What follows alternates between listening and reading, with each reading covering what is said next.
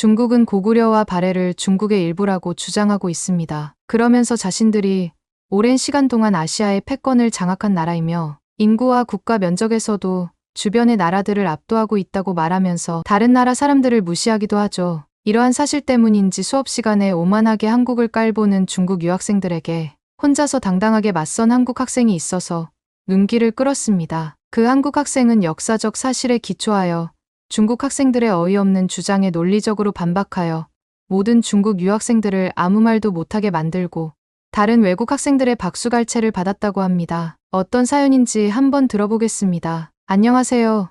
저는 UCLA에서 외국인 학생들에게 영어를 가르치는 쉐넌입니다. 저는 원래 켄터키의 한적한 시골 마을에서 태어나고 자랐어요. 저희 집은 주변에 조금 큰 도시에 가려고 해도 차로 2시간 정도 가야 하는 시골이었어요. 그래서 학교 친구들도 모두 어렸을 때부터 같은 마을에서 함께 자란 친구들이었고 부모님도 여행을 좋아하거나 활동적인 분들이 아니어서 저는 고등학교 졸업할 때까지 몇 번의 여행을 제외하고는 켄터키주를 떠나본 적이 없었어요. 대학교도 자연스럽게 켄터키주에 있는 주립대학교에 가게 되었죠. 그런데 그곳에서 영문학을 전공하는데 셰익스피어 수업 시간에 한국인 교수님이 들어오셨어요. 그분은 자신의 이름이 황지연이고 한국에서 왔다고 했어요. 저는 너무 놀랐어요. 그리고 의구심이 들었죠. 미국에서 계속 살아온 우리에게 외국인 교수가 영문학을 가르친다고? 저 사람이 우리보다 영어를 잘할 수 있다고? 이런 의구심들과 함께 황 교수님의 수업을 듣게 되었어요. 그리고 그 의구심은 곧 믿음으로 바뀌게 되었어요. 영어 발음도 그렇고 수업 내용도 너무 좋아서 확실히 내가 많은 것을 배울 수 있는 사람이라는 느낌을 받게 되었어요. 그러던 어느 날 학교 앞 카페에서 커피를 마시려고 하는데 황 교수님이 오셔서 저에게 커피와 함께 먹을 수 있는 머핀을 하나 사주시는 거였어요. 저는 황 교수님과 친해지고 싶은 마음에 너무 고맙다며 함께 테이블에 앉아도 되는지 물어봤어요. 교수님은 흔쾌히 승낙해 주셨고 저는 교수님과 같은 테이블에 앉게 되었어요. 그리고 교수님이 살았었던 한국에 대해서 물어봤어요. 교수님은 저희 질문에 하나하나 세심하게 대답해 주시고 사진이랑 영상도 찾아서 저한테 보여주면서 한국에 대해서 자세히 설명해 주셨어요. 서울은 마치 미래 도시를 보는 것 같았고 제주도의 아름다운 풍경은 저희 마음을 흔들어 놓았죠. 켄터키에서 벗어나 본 적이 없는 저로서는 교수님의 설명을 들으면서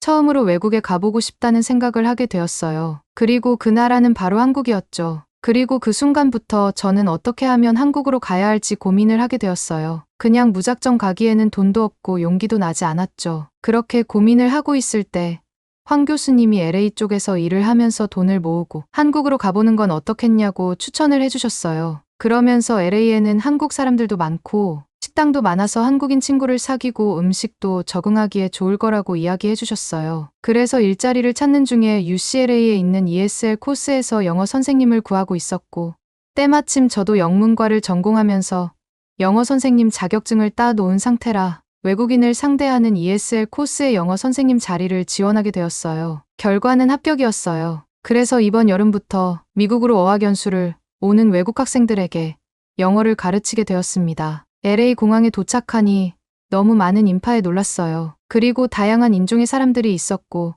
여행객들도 많아 제가 살던 켄터키와는 너무 다른 분위기였어요. 정말 외국에 온 것 같은 느낌에 들뜨고 설레었어요. UCLA 캠퍼스에 도착해서 캠퍼스 여기저기를 거닐었어요. 그때 한 한국 학생이 학교 게시판 같은 곳에 전단지를 붙이는 것을 봤어요. 제가 성격이 그렇게 활발한 편은 아니라 무작정 다가가서 말을 거는 스타일은 아니라서 그 학생이 가고 나서 게시판으로 가서 그 한국 학생이 붙인 전단지를 봤어요. 그 전단지는 한국 문화를 사랑하는 사람들의 모임이라는 동아리 홍보 전단지였어요. 이번 주 토요일에 다 같이 모여서 한국 영화를 보고 나서는 함께 한국 스타일의 바베큐 파티를 한다고 적혀 있었죠. 저는 핸드폰으로 전단지를 찍어서 고이 간직했어요. 그리고 토요일에 한국 문화를 사랑하는 사람들의 모임에 갔어요. 저는 외국인이 저밖에 없지 않을까 걱정했는데 거기에 모인 80여 명의 학생들 중에 한국 학생들은 10명 정도밖에 없었고 다들 다양한 인종의 학생들이 모여 있었어요. 그들은 정말 한국의 문화에 대한 관심이 많았고 한국의 문화를 사랑하는 것이 한눈에 보였어요. 한국 학생들 중 한 명이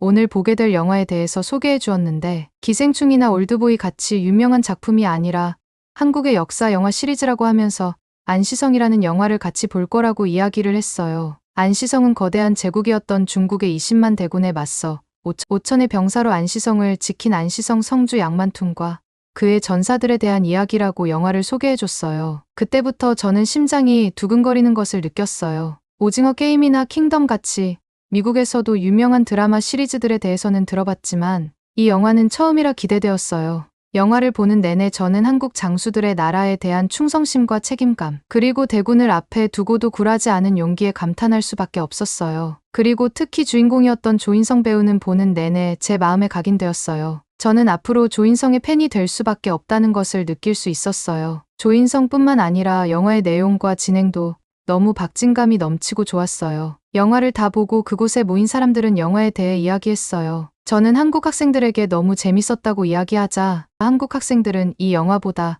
더 재밌는 콘텐츠가 많다고 했죠. 제가 조인성이 너무 멋있다고 이야기하니 한 학생이 무빙이라는 드라마를 추천해 주었죠. 저는 무빙을 보기 위해서 새로운 OTT 서비스에 가입까지 했어요. 그리고 다음 날인 일요일에 무빙을 처음부터 끝까지 다 보고 말았어요. 미국의 히어로물은 대부분이 밝은 분위기의 영웅들이 대접을 받는 내용이라면 무빙은 영웅들이 자신의 능력을 숨기고 오히려 사회에서 배척당하는 듯한 분위기여서 전반적인 분위기부터 신선했어요. 그리고 각각의 캐릭터들이 가지고 있는 서사가 함께 어우러지면서 한국 특유의 감정선과 어우러져 몰입과 감정이입이 더해졌던 것 같아요. 일요일 내내 울고 웃으면서 시간이 어떻게 지났는지 모를 정도였어요. 이날부터 저는 하나의 한국 드라마를 정해서 주말 내내 보는 취미 아닌 취미가 생겼어요. 그리고 한국 드라마만큼 감동적이었던 것이 바로 한국 바베큐였어요. 한국 친구들이 불판에 삼겹살을 구워서 쌈을 싸먹는 방법을 가르쳐줬는데 저에게는 신세계였답니다. 저는 사실 고기보다는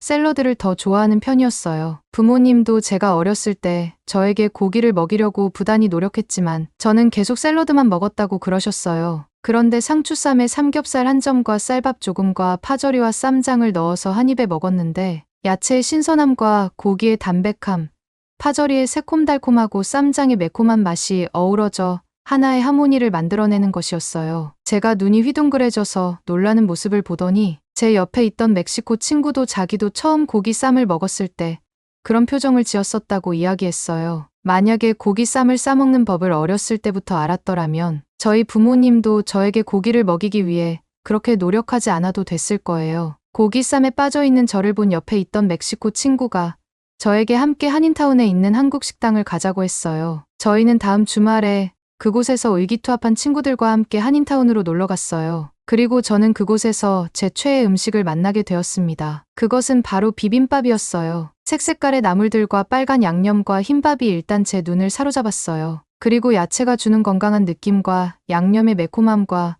참기름의 고소함이 흰쌀밥이라는 도화지 위에 화려하고 조화로운 하나의 그림을 그려내는 느낌이었어요. 미국의 음식은 강렬한 각각의 음식이 있고 그것들을 하나씩 먹는 느낌이면 한국의 음식은 개성 있는 재료들이 하나의 조화로운 맛을 새롭게 탄생시키는 느낌이었어요. 그날 이후 저는 집에서 혼자 비빔밥을 만드는 것을 시도했어요. 물론 많이 실패하기도 했지만 지금은 어느 정도 비슷하게 맛을 낼 수 있을 정도가 되었어요. 일요일마다 한국 드라마를 보면서 양푼에 비빔밥을 해먹는 저를 보면 살짝 놀랍기도 했어요. LA에서의 생활이 어느 정도 익숙해지고 새 학기가 시작되었어요. 저는 UCLA에 속해 있는 어학연수 프로그램인 ESL 코스의 영어 선생님으로 첫 학기를 시작하게 되었어요. 제가 가르치는 UCLA의 ESL 코스는 총 12레벨로 나누어져 있고 저는 처음 수업을 하는 거라 조금 낮은 레벨인 레벨 3의 학생들을 가르치게 되었어요. 레벨 3은 어느 정도 일상생활 영어는 되지만 영어로 강의를 듣고 토의를 하기에는 조금은 부족한 학생들로 이루어져 있었죠. 첫 수업날 저는 강의실에 들어갔고 그곳에는 총 15명의 학생들이 있었죠. 세계 각국에서 온 학생들로 가득 찼었는데 중국에서 온 학생들이 무려 8명이었어요. 저희 강의실에서 반이 넘는 학생 수였죠. 그 학생들은 자리에 앉자마자 중국말로 자기들끼리 이야기를 시작했어요. 저는 중국 학생들에게 교실에서는 영어로만 이야기를 해달라고 이야기했죠. 그렇지만 중국 학생들은 제 말은 듣지도 않고 자기들끼리 끊임없이 중국말로 계속 이야기를 했죠. 아직 수업이 시작 안 했으니 저럴 수 있다고 생각하며 참고 기다렸죠. 그리고 수업 시간이 되었고 저는 출석을 부르며 제 수업의 룰을 이야기해줬어요. 아무리 쉬는 시간이어도 교실 안에서는 영어로만 이야기하는 것이 룰이라고 했죠. 말이 끝나기가 무섭게 중국말이 들렸고 중국 학생들은 자기들끼리 몇 마디를 하다가 키득키득거리며 웃기 시작했어요. 저는 너무 무시당한 것 같아 너무 기분이 나빴지만 중국 학생들이 어떤 말을 했는지 알지 못해서 뭐라고 할 수도 없었어요. 그냥 교실에서는 영어로 이야기해달라고 반복하는 것밖에는 할 수 있는 게 없었죠. 그때 한 학생이 중국말로 중국 학생들에게 뭐라고 하는 거였어요. 들어보니 한국 문화를 사랑하는 사람들의 모임에서 저에게 고기쌈을 싸주었던 학생이었어요. 이름은 한경훈이었고 영어를 배우기 위해 미국에 왔다고 자신을 소개한 한국 학생이었어요. 경훈이가 중국 학생들에게 무언가 강하게 이야기한 후 중국 학생들은 경훈이를 노려보기 시작했죠. 그리고 경훈이에게 중국말로 뭐라고 하는데 경훈이는 당당하게 계속 중국말로 무언가를 이야기하는 것이었어요. 저는 그들이 무슨 말을 하는지 잘 알 수 없었지만 분위기가 심상치 않다는 것을 느꼈죠. 그렇게 살벌한 분위기 속에서 수업이 끝나고 저는 경훈이를 불러서 수업 시간에 어떤 말을 했는지 물어봤죠. 경훈이는 중국 학생들이 자기들은 중국말을 하고 싶으면 교실에서도 중국말을 할 거라고 이야기했고 제가 3초 안에 대답하지 않으면 인정하는 걸로 알겠다고 이야기했다고 하더라고요. 그리고 중국말을 알아듣지 못한 제가 아무 말도 못하자 중국 학생들은 이제 중국말을 해도 된다고 자기들끼리 키득키득 거린 거라고 그러더군요. 원래 경훈이는 한국에서 중국어를 전공해서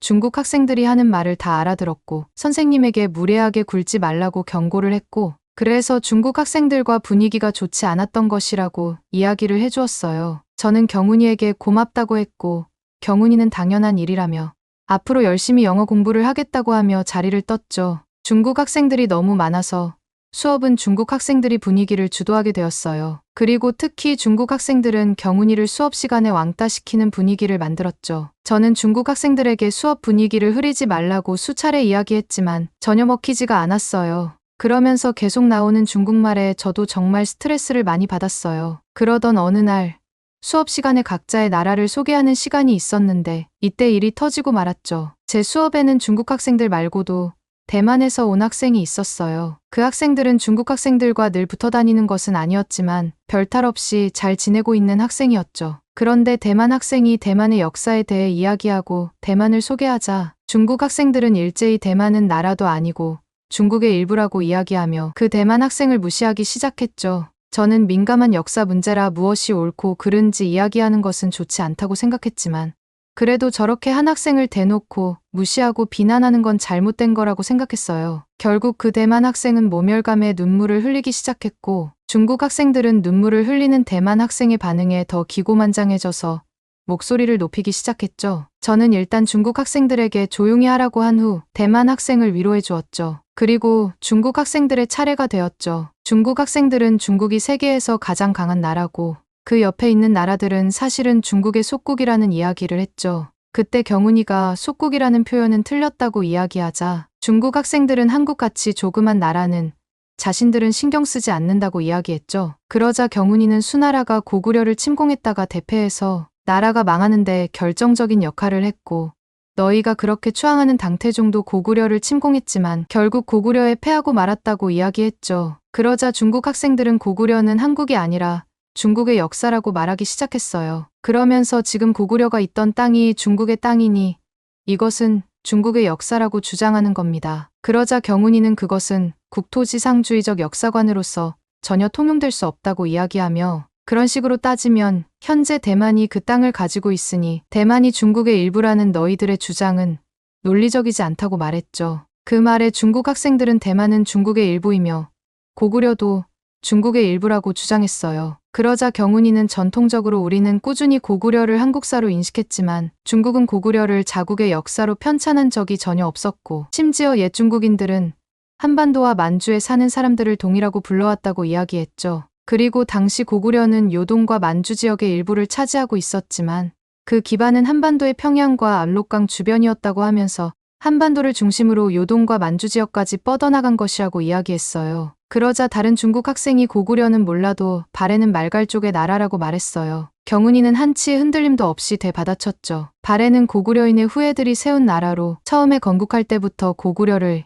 이어받은 나라라고 공문서와 기타 외교 문서 등의 기록이 있다고 하는 것이었어요. 그리고 발해의 경우 지리적으로 고구려와 달리 한반도보다 만주와의 연관이 깊지만 발해가 고구려 영토의 부여민족이거나 발해왕이 고려 국왕이라고 주장하고 있으며 발해가 멸망한 후에도 고려 왕조가 발해 유민들을 다수 수용하였고 고려가 발해를 형제국으로 여겨 거란을 배척했다는 점을 들어 발해와 고려는 연관성이 있다고 말하였죠. 중국은 고구려를 전통적으로 중국사로 여기지 않았으나 현대에 들어서서 갑자기 동북공정이라는 이름으로 고구려와 발해를 중국의 역사로 편찬하려는 이중적인 행동을 보여주고 있다고 말했죠. 경훈이의 당당하고 논리 있는 주장에 중국 학생들은 벙어리처럼 아무 말도 못하고 있었죠. 그러자 경훈이는 쐐기를 박는 것처럼 다시 말을 이어나갔죠. 중국은 만주 지역과 요동 지역에 대한 정당성을 갖기 위해 고구려와 발해를 중국의 역사로 포함시키려고 하지만 모든 역사적인 사료와 문서들을 보면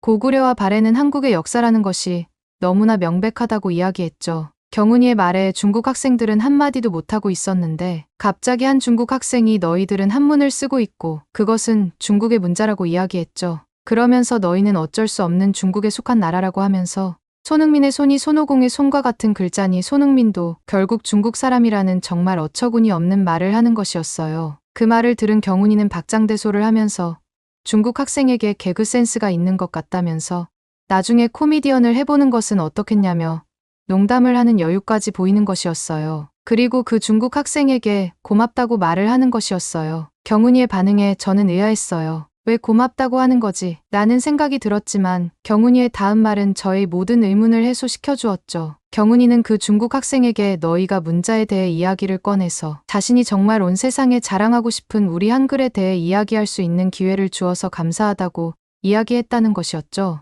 한국은 중국과 언어가 달랐지만 중국의 한자를 한국의 방식으로 사용하고 있었다고 했어요. 그런데 한자는 어려워서 모든 국민들이 자유롭게 사용하기에는 부적절한 문자라고 생각해서 위대한 세종대왕이 국민들을 사랑하는 마음에 과학적이고 체계적인 한글을 만들었다고 말하며 한글을 가지고 있는 한국은 문맹률이 거의 제로에 가깝다고 이야기를 하는 것이었어요. 그리고 중국 학생들에게 한국의 자랑 손흥민이 부러우면 그냥 부럽다라고 말하라고 하며 이상한 손오공에 갖다 붙이는 건 너무 치졸한 거 아니냐고 이야기하더군요. 중국 학생들은 경훈이의 논리정연하고 사실을 기반으로 한 주장에 아무 말도 못하고 있다가 결국 너의 말은 믿을 수 없어. 내가 하는 말은 모두 거짓말이야 라고 하면서 토론이 아닌 때를 쓰기 시작했어요. 그때 다른 학생들이 중국 학생들에게 빨리 자리로 들어가라고 하며 야유를 퍼붓기 시작했어요. 그러면서 중동에서 온 한 학생이 지금까지 좋게 지내려고 가만히 있었는데 너희들의 예의 없는 행동이 짜증났었다고 이야기하자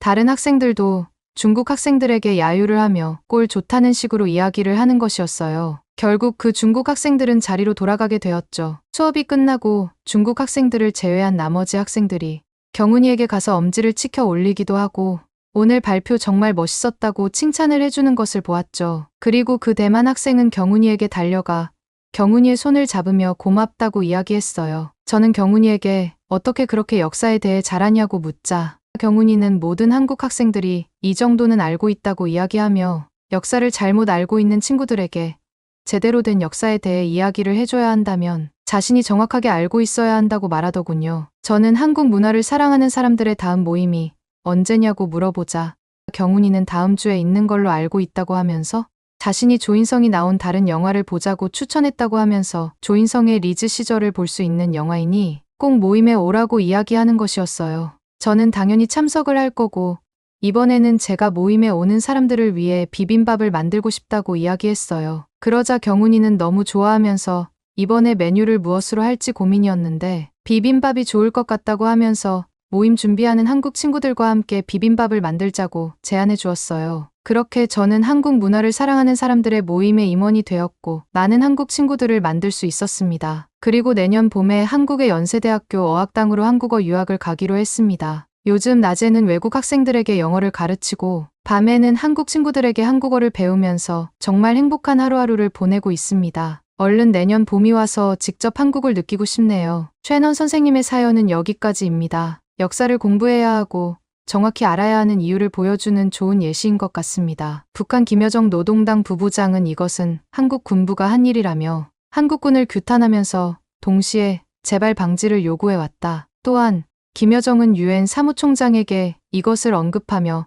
한국엔 왜 벙어리처럼 말을 못하냐 대받았습니다. 어째서 북한이 이렇게 한국에 긴장하는지 이것은 대체 무엇인지 이제부터 알아보고자 합니다. 안녕하세요. 중국 무기 전문가로 일하고 있는 38살 장외입니다. 제가 주로 하는 일은 중국의 국방부에 소속되어 세계 각국의 군사 기술, 특히 신형 무기 체계에 대한 분석이에요. 무기라는 건 단순히 크고 강한 게 중요한 게 아니라 얼마나 효율적으로 작동하느냐, 전술적으로 얼마나 의미가 있느냐, 이런 것까지 고려해야 해서 참 복잡합니다. 저는 최근에 북한에 추락한 무인기 사건을 보면서 그동안 수많은 무기를 분석해왔음에도 큰 충격을 받았습니다. 얼마 전에 북한은 평양 형제상구역에서 한국군이 운용하는 드론과 같은 기종의 무인기 잔해를 수거했고 그 무인기가 한국발이라는 과학적 근거를 확보했다고 주장했습니다. 북한은 이 무인기는 한국의 드론 작전사령부에 장비된 원거리 정찰용 소형 드론이라던데 국군의 날 행사 때 공개된 모델과 똑같다고 주장하고 있어요. 북한이 공개한 잔해 사진을 보니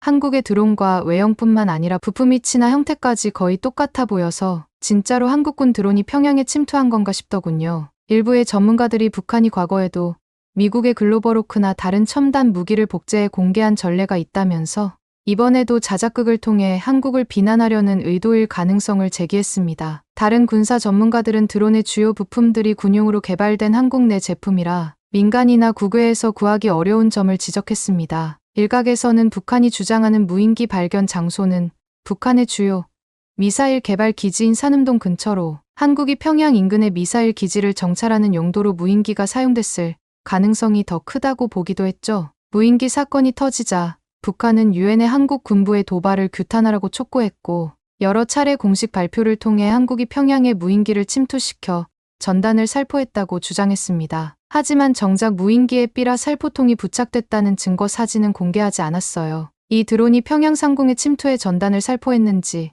아니면 정찰 임무를 갖고 평양에 침투했는지 알 수 없지만 북한이 긴장하고 한국의 군사력을 주목하고 있다는 사실 자체가 참 인상 깊더군요. 이 무인기는 한국에서 2020년부터 도입해서 운용 중인데 사전 입력된 경로를 따라 자동으로 비행하고 낙하산으로 착륙하는 방식으로 최대 속도는 시속 150km고 4시간 이상 비행할 수 있어서 평양까지 갔다가 다시 돌아올 수 있는 성능을 가지고 있어서 북한 쪽에선 민감할 수밖에 없습니다. 이제는 이렇게 원거리 정찰이나 전략적 목표를 타격할 수 있는 무인기까지 다룰 수 있는 단계에 와 있다는 것이 되기 때문에 북한이 긴장할 수밖에 없었을 것입니다. 저는 드론의 정찰 능력이 이렇게 정교하고 심지어 북한의 수도 깊숙이까지도 작전을 수행할 수 있을 정도라니 한국의 대단한 기술력과 군사력에 다시 한번 감탄하게 됐습니다. 이 사건 이후로 북한은 한국의 군사적 기술력의 압박을 받아 평양과 국경선 근처에 대공 감시 초소를 늘리고 국경 근처 포병 부대들을 완전 전투 대기 상태로 유지하면서 군사적 위협을 강화하고 있는다는 소식이 들렸어요. 또 북한 국방성 대변인이 공개적으로 한국군의 중대 주권 침해라고 비난하면서 앞으로 비슷한 사건이 반복되면 즉각적인 보복 공격을 가하겠다고 경고했어요. 이렇게까지 대응하는 걸 보면 북한은 이번 무인기 사건을 통해 한국의 군사력이 자고 영토 깊숙이까지 닿을 수 있다는 사실을 알리고 싶어 하는 것 같았습니다. 한국의 합참 관계자는 해당 드론에 대해 확인해 줄 가치도 없다며 북한의 주장을 인정하거나 부인하지 않음으로써 상대방의 의도에 말려들지 않는 전략적 모호성을 유지했어요. 한국의 이러한 행동은 북한의 주장에 대응할 경우 자칫하면 남남 갈등을 유발할 빌미를 줄 수 있다는 우려 때문이겠죠. 이런 정황을 보면서 한국의 전략 심리적 첨단 군사 기술 발전 속도가 생각보다 더 빠르며 군사 기술력과 정보 수집 능력, 군사적 자립,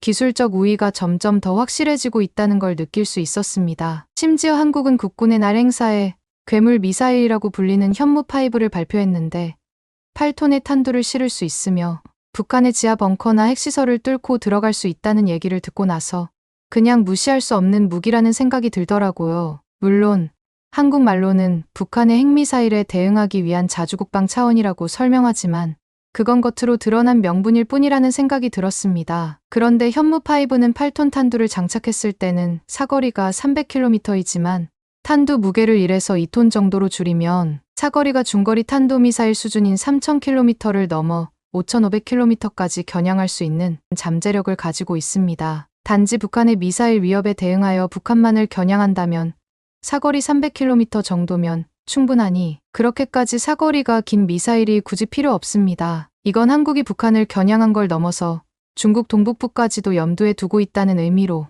그 타격 범위도 넓어서 중국 동북부의 주요 도시들이나 해군기지를 사정권에 두고 있다는 겁니다. 베이징, 텐진, 그리고 선양 같은 주요 도시들뿐만 아니라 북해함대와 동해함대의 주요 기지도 타격할 수 있는 능력을 갖춰 한국이 이 미사일을 어떻게 사용할지에 따라 우리 중국은 막대한 타격을 받을 수 있어요. 현무5의 미사일 한두 발로도 중국의 주요 군사 시설들을 무력화할 수 있다는 점에서 그 위력은 가히 치명적이라고 할 수 있죠. 현무5 미사일이 정말 전방위적인 위협이 될 수 있다는 생각이 들어 저도 모르게 머리가 복잡해졌습니다. 기동 각도는 45도로 이동되는데 발사대가 단순히 직선 경로로만 움직이는 것이 아니라 다양한 각도로 기동할 수 있음을 의미합니다. 특히 발사대가 45도 각도로 회전하거나 방향을 바꾸며 이동할 수 있는 설계는 험난한 지형이나 좁은 공간에서도 기동할 수 있고 발사 준비를 숨기기 위한 전술적 기동으로 사용되어 미사일의 기동성과 생존 가능성을 높이고 적의 정찰을 피하거나 적의 탐지와 추적을 더 어렵게 만듭니다. 특히 현무5는 단순히 성능이 좋은 것뿐만 아니라 기술적인 면에서도 아주 앞서 있어 발사대의 콜드 론치 방식을 사용한 건 정말 대단하다고 생각했어요. 콜드 론치는 미사일을 발사할 때 연료가 아니라 가스를 이용해 미사일을 발사관 밖으로 밀어낸 뒤에 엔진이 점화되는 방식으로 발사할 때 발생하는 충격을 최소화해서 발사대를 보호할 수 있기 때문이죠. 미국이나 러시아 정도에서나 사용하는 기술인데 한국이 이걸 개발했다는 게 놀라웠어요. 현무5가 콜드론치와 같은 첨단 기술을 채택한 건 한국이 미사일 기술 개발에서 단순히 남의 것을 따라하는 게 아니라 자체적인 역량을 축적하고 있다는 걸 보여주는 거거든요. 그리고 사실 저는 한국이 미사일을 독자적으로 개발할 수 있다는 것을 믿지 않습니다. 현무5 같은 괴물 미사일을 한국이 독자적으로 개발하지 않고 미국의 도움을 받았을 것으로 생각합니다. 한국이 독자적으로 개발을 했다면 미국의 기술력을 넘어 한국식으로 소화해 내는 능력이 있다는 게 되니까요. 저는 무기 전문가로서 한국의 무기 개발 기술력에 대해 다시 한번 생각해 보니 중국 입장에선 이런 기술적 성취가 불편할 수밖에 없습니다. 한국이 이제 다른 나라의 도움을 받지 않고 이제 정말 자국을 스스로 지킬 수 있는 능력을 갖춘 국가로 자주국방 국가로 자리 잡게 됐다는 뜻이거든요. 현무5 미사일이 공개되자마자 중국 매체들은 놀라서 일제히 긴급 속보를 내보냈습니다. 중국 매체의 반응을 보면서 현무5가 단순히 북한의 위협에 대응하기 위한 무기가 아니라는 생각이 확신으로 바뀌었어요. 현무5 미사일의 사거리나 탄두 무게 같은 재원뿐만 아니라 그 발사 방식, 전략 배치까지 고려했을 때 분명 한국이 이제 주변국을 견제하려는 의도가 담긴 것으로 생각합니다. 중국 내부의 분석가들은 미국, 일본의 한국이 여기에 본격적으로 가세하는 모습으로 손을 잡아 중로를 견제하려는 움직임이 아니냐는 의문을 제기했어요. 미국이야 늘 중국을 견제해 온 데다 한국이 최근 들어 미국과의 군사적 협력을 강화하고 있어 중국 내의 불안 요소로 작용했습니다. 중국의 많은 전문가들은 현무5의 공개를 한국이 기존의 방어적인 군사 정책에서 벗어나 자주적으로 그것도 상당히 공격적인 형태로 전략적 위협 능력을 강화하려는 시도로 해석했고 저도 그 의견에 동의합니다. 그동안 한국은 경제적으로는 굉장히 성공한 나라로 알려져 있었지만 군사적으로도 이렇게 빠르게 성장할 줄은 몰랐어요. 경제, 기술, 그리고 이제는 군사력까지 한국은 정말 만만히 볼 나라가 아니구나 싶었습니다. 솔직히 중국은 그동안 동북아시아에서 독보적으로 안정적인 위치에 있었습니다. 미국이 아무리 동맹국들과 군사훈련을 한다고 해도 실제로 우리를 위협할 만한 국가는 많지 않았는데 이제는 상황이 달라졌어요. 한국이 현무5와 같은 고성능 미사일을 가지고 있다는 건 중국의 국가 안보와 직결된 중요한 문제이기 때문에 동북아 전략을 다시 짜야 할 필요가 생겼다는 뜻이죠. 저는 현무5가 앞으로 더 많이 배치되고 또 다른 첨단 무기들이 뒤따른다면 중국도 뭔가 대응책을 세워야 한다고 생각합니다. 중국은 단순히 경제력이나 인구수로만 강국이 되는 게 아니기 때문에 군사적 대응도 빠르게 해야 합니다. 한국이 이런 식으로 군사력을 키워가면 그 영향력은 당연히 중국뿐만 아니라 러시아까지 미칠 수밖에 없을 거예요. 저는 한국이 중국과 직접적인 군사 충돌을 원한다고 보진 않지만 중국의 역사가 증명하듯이 국방은 언제나 최악의 상황을 가정하고 대비해야 하는 법이니까요. 현무5의 미사일의 발사 중량이 36톤에 달하는데 이건 중국이 자랑하는 둥펑 26보다 1.6배나 더 무겁고 미사일 길이도 16m의 직경이 1.6m나 되니 그 크기와 무게에서부터 이미 강력함이 느껴져 현무5를 더 깊이 분석할수록 그 위력이 얼마나 대단한지 실감하게 되더군요. 또 제가 분석한 자료에 따르면 현무5는 단순히 크고 무거운 것뿐만 아니라 타격, 정확성 중 정밀 타격 능력이 탁월해서 북한의 지하 벙커나 중국의 중요한 군사 기지를 공격할 수 있는 수준입니다. 현무5를 이야기하다 보면 예전에 미국이 이스라엘 헤즈볼라 수장의 은신처를 폭격했을 때 사용했던 무기 벙커 버스터가 생각납니다. 그런데 현무5는 그 벙커 버스터보다도 10배는 더 강력한 위력을 가졌다고 하니 북한의 김정은도 쉽게 도발할 수 없을 뿐만 아니라 주변국들도 신경 쓰일 수밖에 없는 무기입니다. 엄청난 관통력으로 지하 100m에 있는 목표물도 뚫고 들어갈 수 있어서 일반적인 지하 벙커는 아예 방어가 불가능하기 때문에 북한의 지하 군사 시설이나 핵 개발, 관련 시설 등 북한의 군사적 안정성을 크게 흔들 수 있는 요소가 될 거로 생각합니다. 북한의 김정은은 현무5가 미치는 심리적 압박감이 상당했는지 서울 작전지도를 펼쳐놓고 대남 위협 발언을 쏟아냈어요. 북한의 김정은은 한국의 경의선과 동해선 철도와 도로 폭파, 사실을 거론하면서 단지 물리적 폐쇄만의 의미가 아니라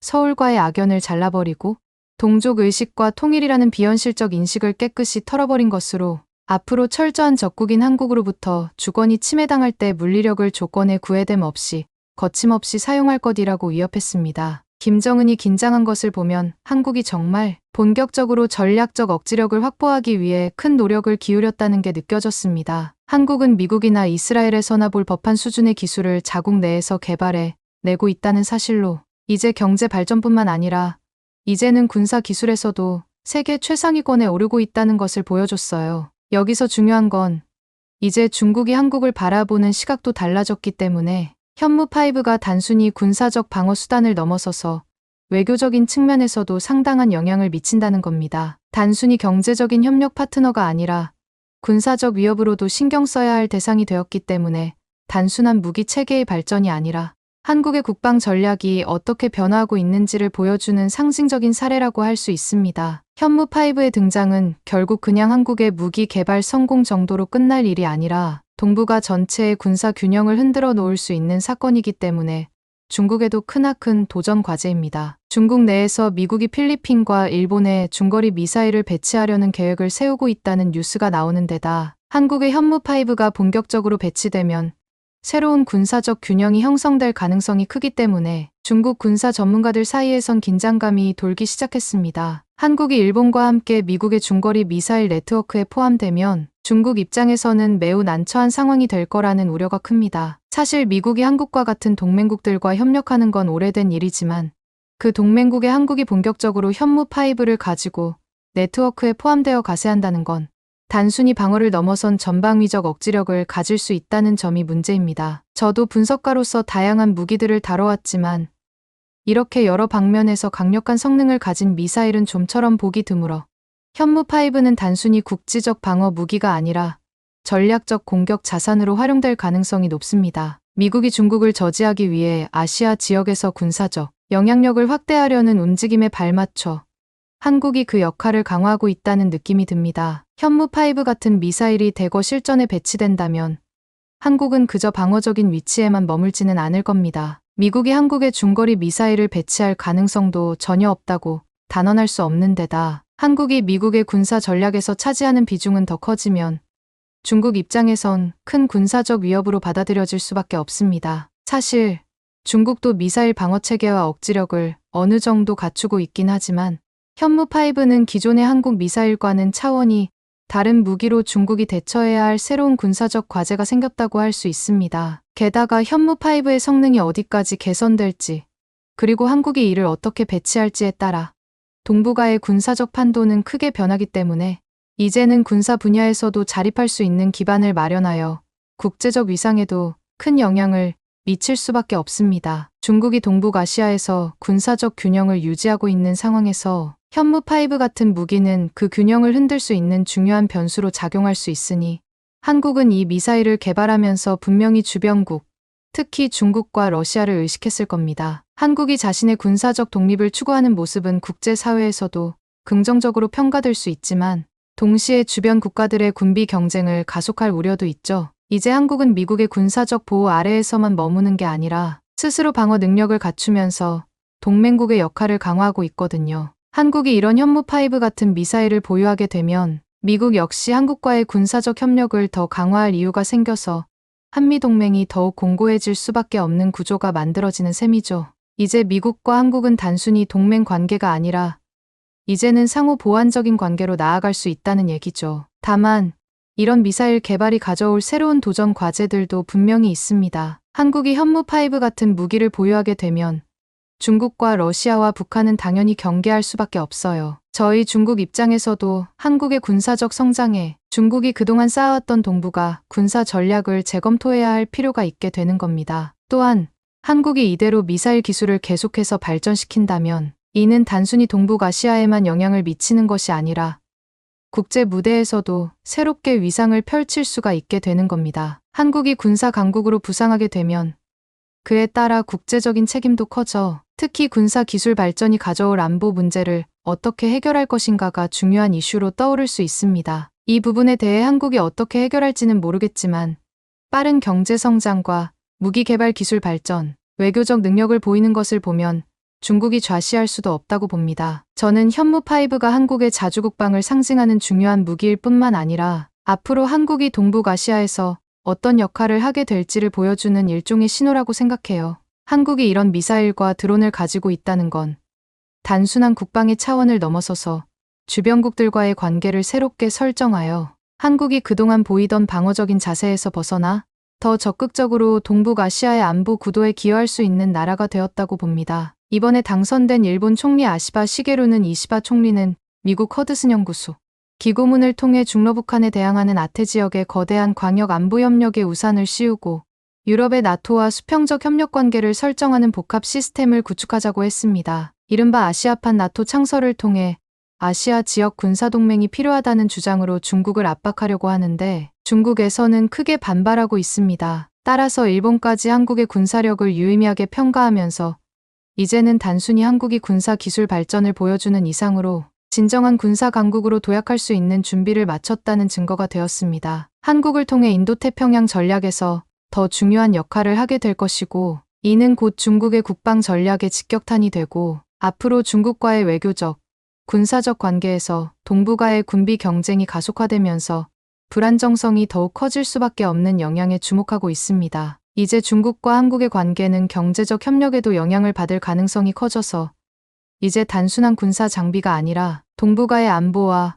경제 구조를 흔들 수 있는 중요한 변수로 자리를 잡았습니다. 특히 산업 부분의 2차 전지라든지 전기차 분야에서 말레이시아, 인도네시아, 베트남이 중국과 미국의 갈등이 격화되면서 한국이 새로운 생산지로 각광을 받고 있기도 합니다. 실제로 한미일 차관들은 서울에서 모여 회담했는데 국제사회의 안보와 번영의 필수 요소로서 대만 해협의 평화와 안정 유지의 중요성을 재확인하였습니다. 또한 최근 김홍균 대한민국 외교부 제1차관, 커트 M. 캠벨 미국 국무부 부장관, 그리고 오카노 마사타카 일본 외무성 사무차관은 한미동맹과 미일 동맹을 통한 미국의 확장 억제 강화 의지를 재확인했습니다. 또한 2025년 대한민국의 APEC 의장국 수임에 대해 기대를 표하고 의미 있는 성과 도출을 위해 함께 노력할 것을 약속했습니다. 차관들은 중국의 도발적 행위, 특히 최근 대만 주변에서의 군사훈련에 대해 우려하며 대만 해협의 평화와 안정을 저해하는 더 이상의 행위가 취해져서는 안 된다는 데 의견을 같이 하였으며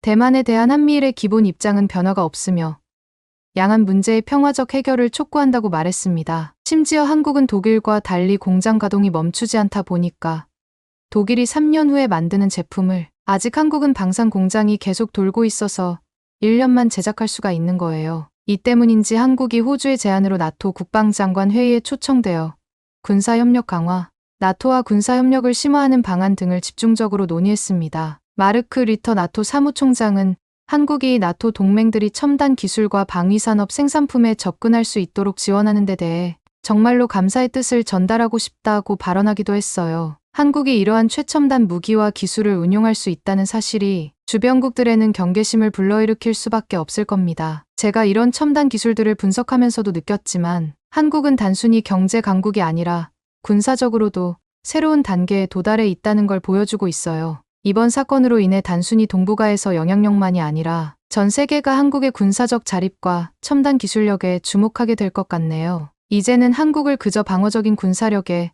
의존하는 나라로만 볼 수는 없겠죠. 저는 현무5와 한국의 드론 같은 최첨단 무기 체계가 단순한 무기 이상의 의미가 있다고 보며 이제 앞으로 한국이 전 세계적인 무기 시장과 군사 전략에서 막대한 영향력을 어떻게 행사할지에 대한 두려움이 커집니다. 지금까지 이야기 들어주셔서 감사합니다.